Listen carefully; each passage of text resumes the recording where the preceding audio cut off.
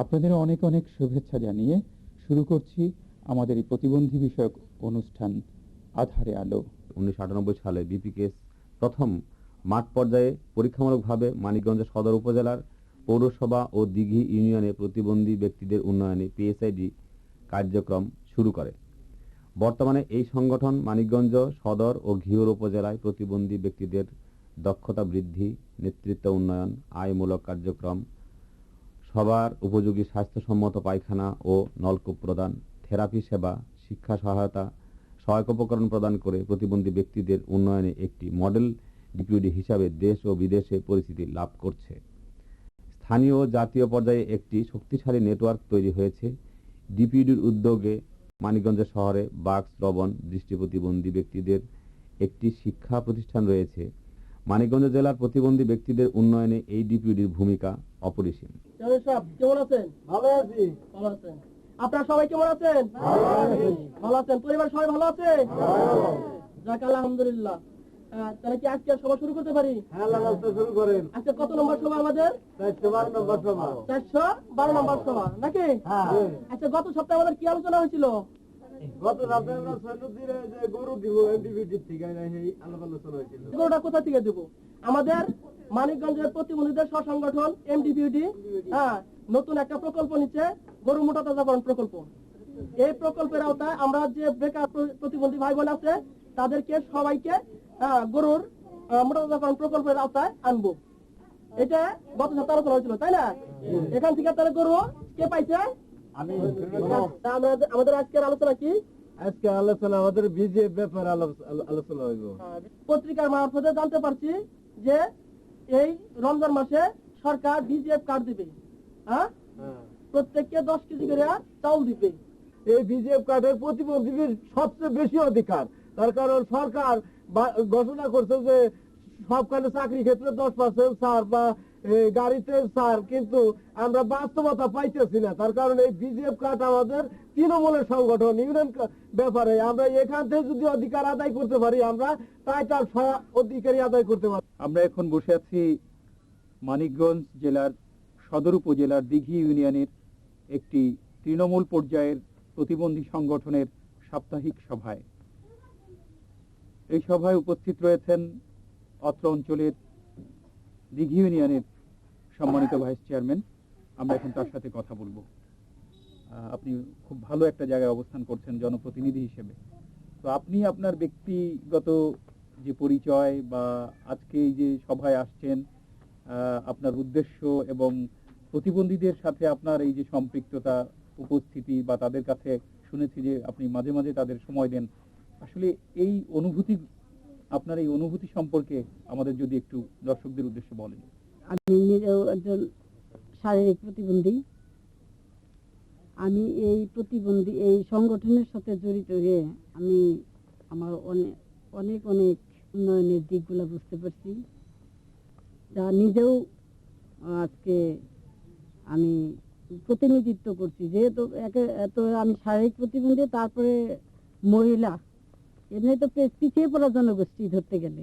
আমাকে একটু আমন্ত্রণ করছে এখানে আসার জন্য, যে তো আসলাম। আসার পরে না আমাদের প্রতিবন্ধী ভাই বোনেরা এই বিজিএফ কার্ড আসছে, এইটার আমাকে একটা লিস্ট দিল। আমার চেয়ারম্যানের কাছে এটা আমি সাবমিট করব, ইউনিয়ন পরিষদে সাবমিট করব।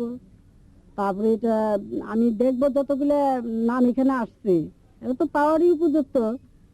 তারপর আমি চেয়ারম্যানকে বলে যথাসাধ্য এই নামগুলোর আমি ওই বিজিএফ এর অন্তর্ভুক্ত করার চেষ্টা করব। আমরা এখন দাঁড়িয়ে আছি মানিকগঞ্জ জেলা প্রশাসকের কার্যালয়ের কম্পাউন্ডে।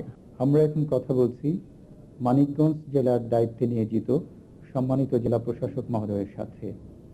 বাংলাদেশের নানা জায়গায় বিচ্ছিন্ন অবস্থায় ছড়িয়ে ছিটিয়ে থাকা প্রতিবন্ধী মানুষের উন্নয়নে সরকারি এবং বেসরকারি পর্যায়ে নানা উদ্যোগ গ্রহণ করা হয়েছে।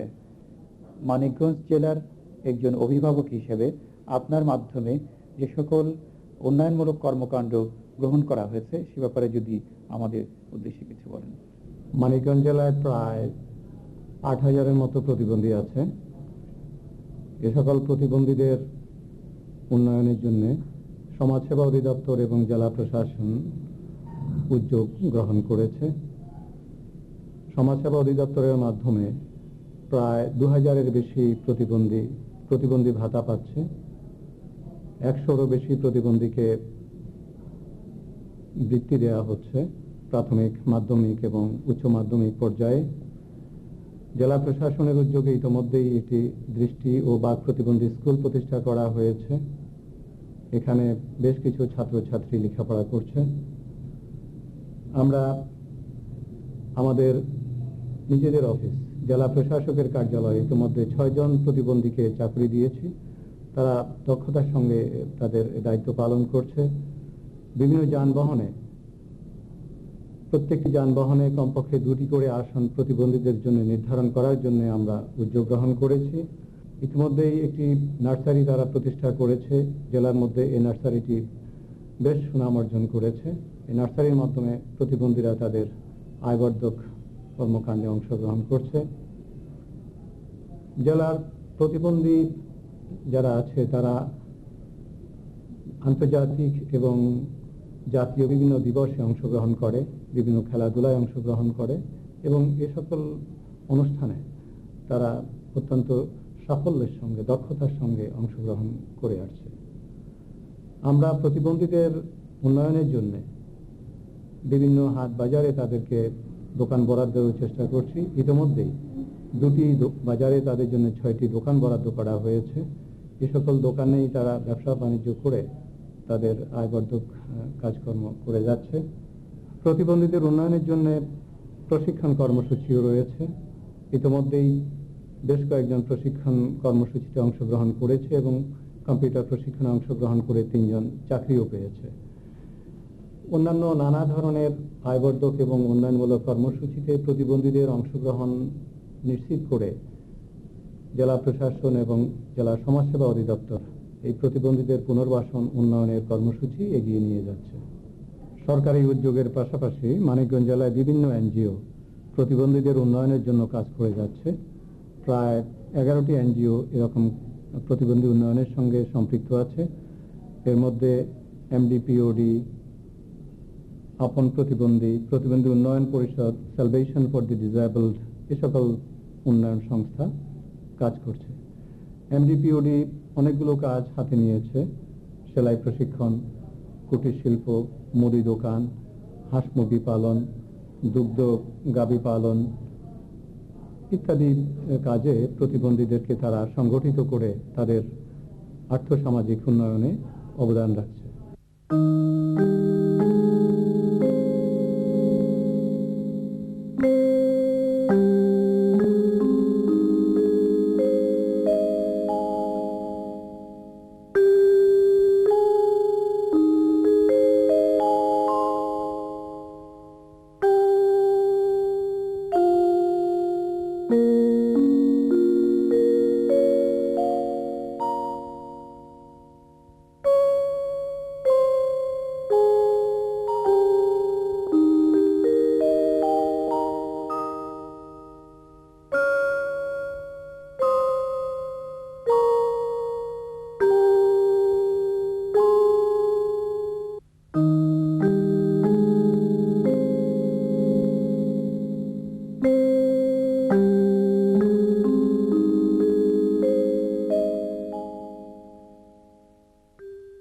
কি নাম আপনার? আমার নাম হামিদা বেগম।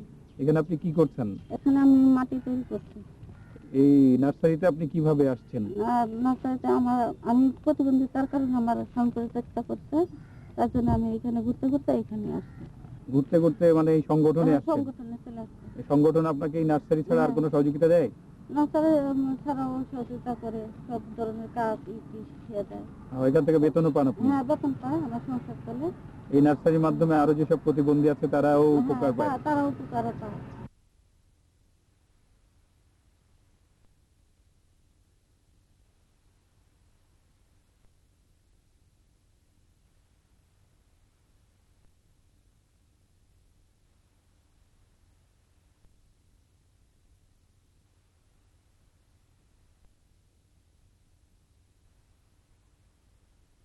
কি নাম আপনার?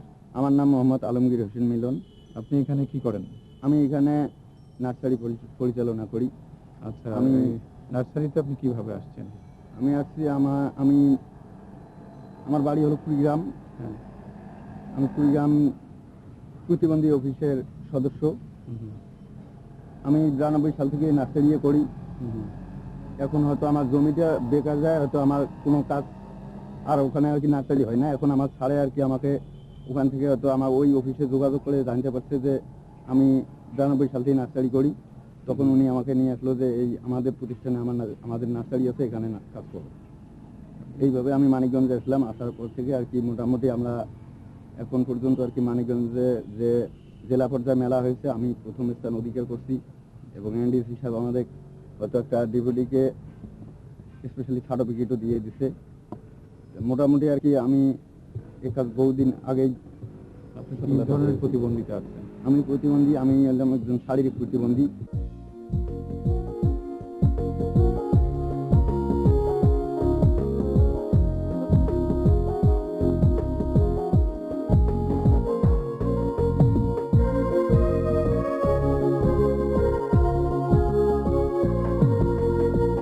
তোমার মধু চন্দ্রিমাতে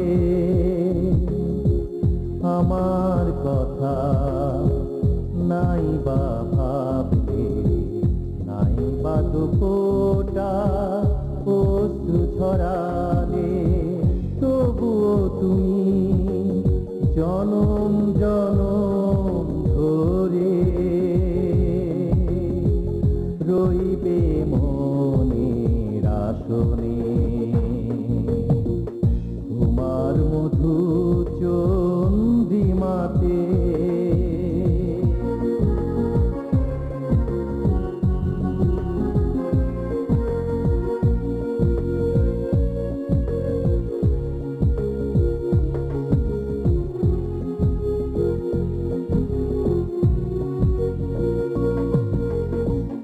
আমার অন্ধ দুটি চোখে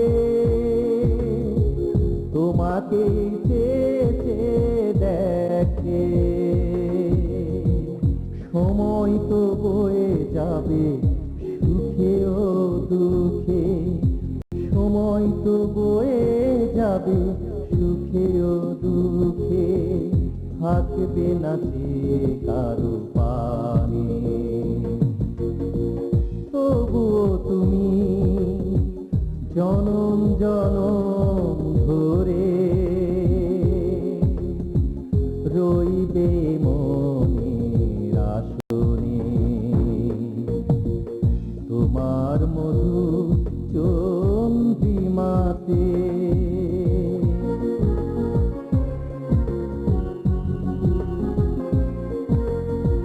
ভুলেও যদি কবু দেখা হয়, না দেখার ছলে তবু দেখনি আমার, অপরাধীর মতো তাকিয়ে রব, অপরাধীর মতো তাকিয়ে রব, ব্যথা হয়ে বেজয়ী প্রাণে। তবুও তুমি জনম জনম ধরে রইবে মনের আসনে। তোমার মধু চন্দ্রিমাতে আমার কথা নাই বা ভাবলে, নাই বা দুপোটা অশ্রু ছড়ালে, তবুও তুমি জনম জনম ধরে রইবে মনের আসনে। তোমার মধু চন্দ্রিমাতে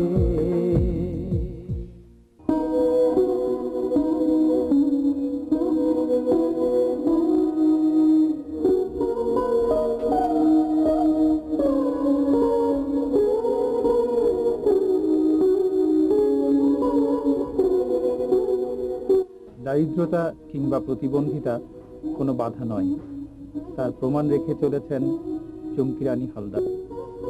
অর্থনৈতিকভাবে স্বাবলম্বী হওয়ার লক্ষ্যে আত্মবলে বলীয়ান হয়ে দারিদ্রতার বেড়াজাল থেকে বেরিয়ে আসার চেষ্টা করছেন তিনি।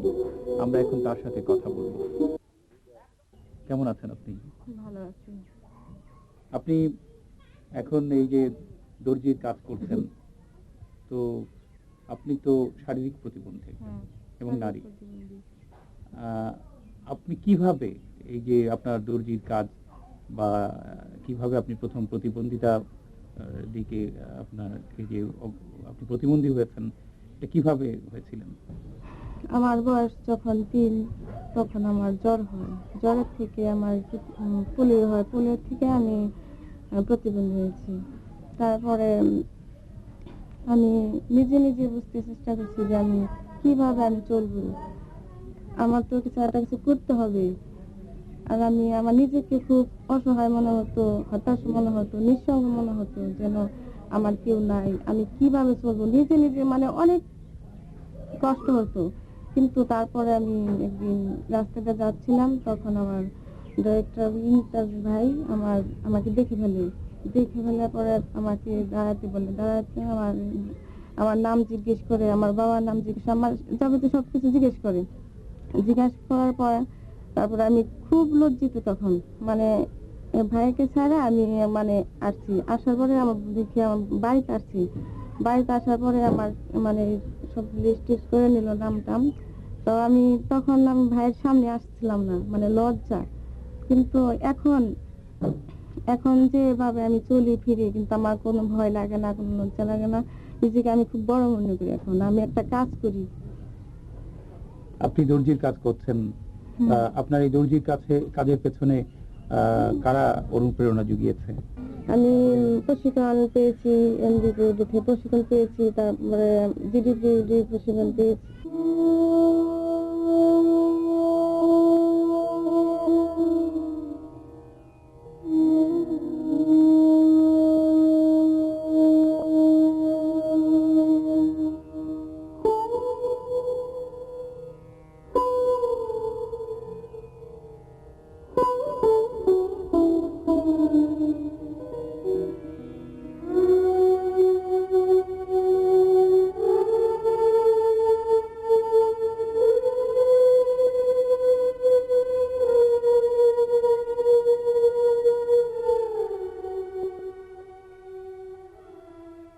শারীরিক প্রতিবন্ধকতা কোনো প্রতিবন্ধকতা নয়। ইচ্ছাশক্তি আর অদম্য চেষ্টা থাকলেই অনেক কিছুই বাস্তবায়ন সম্ভব। নিজের ভাগ্য পরিবর্তনের জন্য আজ প্রমাণ রেখে চলেছেন এই মেয়েটি, রীতা আক্তার। আমরা এখন তার সাথে কথা বলছি। আপনি শারীরিক প্রতিবন্ধী বলে নিজেকে কি প্রতিবন্ধী মনে করেন? আমি নিজেকে প্রতিবন্ধী মনে করি না। 8-10 জন মানুষ যা করতে পারে, সুস্থ লোক আমিও তাই করতে পারি। এখন আমি নিজেকে প্রতিবন্ধী মনে করি না, কারণ শারীরিক প্রতিবন্ধী, আগে প্রতিবন্ধীদের কোনো দামই দেওয়া ছিল না। এখন প্রতিবন্ধীরা ইচ্ছা করলে সব কাজই করতে পারে, যেমন আমি পারি। এখন সমাজে আমাকে আগে মানুষ বেশি দাম দিত না, এখন আমি কাজ করতে পারি, 5 জনের সাথে মিশতে পারি, কথা বলতে পারি। এখন আমাকে অনেক আর ভালো একজন সুস্থ মানুষের সাথে যেরকম ব্যবহার করে, আমার সাথেও সেই রকম ব্যবহারই করে, কেউ আমারে অবহেলা করে না। এটি কিভাবে সম্ভব হয়েছে? আগে আমি তো জানতাম না যে প্রতিবন্ধীদের এত অধিকার আছে। আমি তো বাসায় থাকতাম, সবসময় বাইরে চলাফেরা করতাম না। তো বাইরে গেলে মানুষ খারাপ বলতো, হয়তো বলতো যে ন্যাংরা একটা মেয়ে আসছে, এরকম কথা বলতো দেখে। তো আমি তো ছোট ছিলাম, তখন আমার মনটা বেশি খারাপ হয়ে যেত। এখন তো বড় হয়েছে, বুঝি। তো আমার পাশে এক চাচি এসে একদিন আমাকে বলতেছে যে তুমি আমাদের বাসায় আসো। বলার পরে তারপরে আমি ওনাদের সদস্য হয়ে গেলাম 2005 সালে। প্রতিবন্ধী আমার এলাকায় যারা আছে তাদেরকে নিয়ে আমরা একটা সংগঠন করলাম, তৃণমূল সংগঠন করলাম।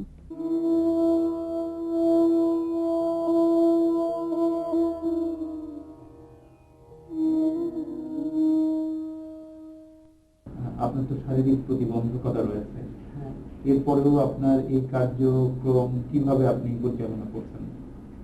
আসলে আমি যখন ছোট ছিলাম, তখন আমি নিজেকে ভাবতাম আমি একজন প্রতিবন্ধী। তো আস্তে আস্তে আমার মাথায় একজনের জেদ হলো যে আমি নিজেকে কিছু করে দেখাতে চাই। একজন ভালো মানুষ এবং একজন স্বয়ংসম্পূর্ণ মানুষ যা পারবে, আমাকে তা পেরে দেখাতে হবে। তো এরকম যে সৃষ্টি হলো, আমি আস্তে আস্তে লেখাপড়া করলাম, স্কুলে গেলাম, কলেজে গেলাম। তো একটা কম্পিউটার প্রতি আমার বিশেষ একটা চোখ আসলো যে আমি কম্পিউটার শিখবো। তার একটা যে সৃষ্টি হলো, হ্যাঁ শিখতে হবে। তো আমাদের পাশে এমডিপিডি নামে একটা অফিস আছে, সেই অফিসে আমি গেলাম, যোগাযোগ করলাম। সেই অফিসের পরিচালক সাহেব আমাকে বললো যে এভাবে ঢাকায় আমরা প্রশিক্ষণ পাই, আমাদের এই অফিসের হেড অফিস থেকে তুমি ওখানে ভর্তি হো।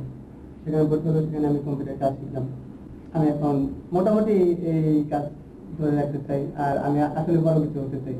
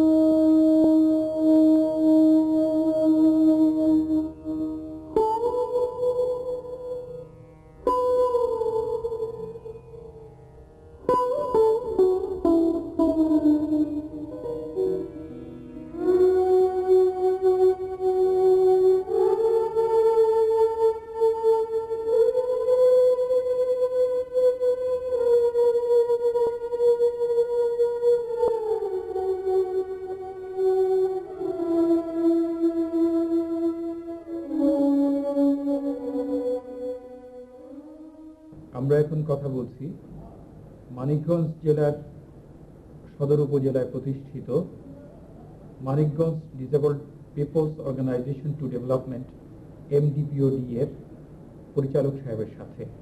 আপনার প্রতিষ্ঠানটি আসলে কখন শুরু হয়েছে এবং কাদের উদ্দেশ্যে শুরু হয়েছে? বাংলাদেশ প্রতিবন্ধী কল্যাণ সমিতি জিপিকেস মানিকগঞ্জ জেলায় 1996 সালে PSID persons with disability self initiative to development একটি প্রকল্প গ্রহণ করে।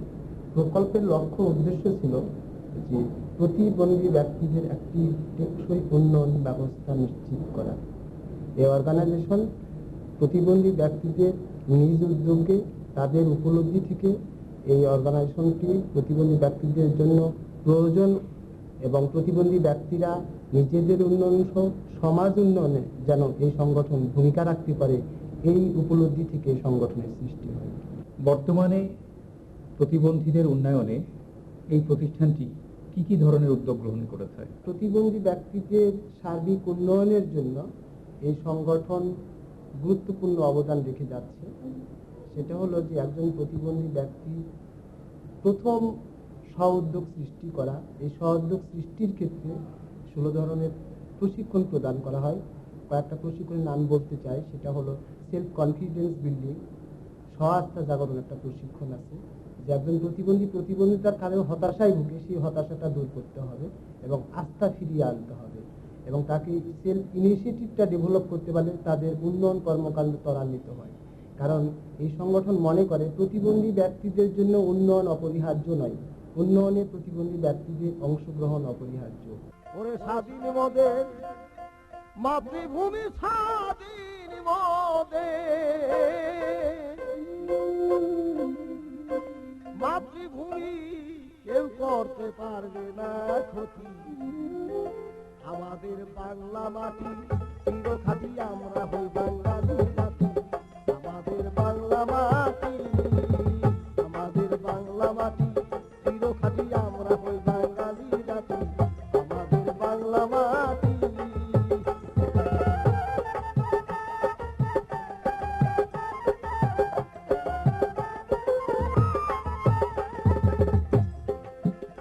তুই এই বাংলাদেশ ভাই, এমন দেশ আর কোথাও নাই।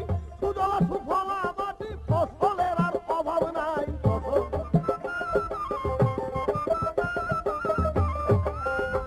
আরে শাকসবজি তরু তরকারি নিত্য নতুন খাইতে পারি।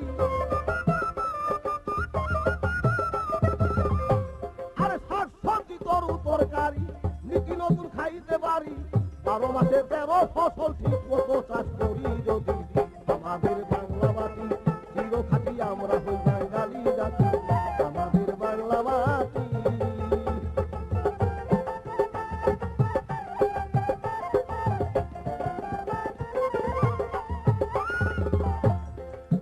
মাতৃ দেশ আমাদের, মাছের কিন্তু অভাব নাই। আরে রুই কাতল চিতল বোয়াল যত ইচ্ছা তত পাই,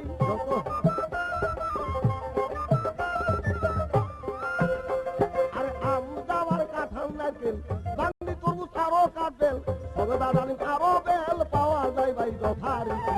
আমাদের বাংলা মাটি চির খাঁটি, আমরা হই বাঙালি জাতি, আমাদের বাংলা মাটি।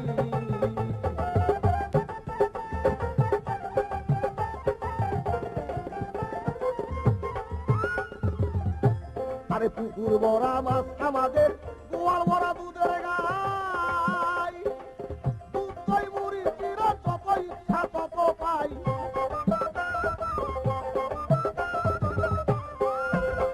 আরে মালপই আর পাটি সাপটা, আরে দুধ কলাই গি ডাইনা পিঠা,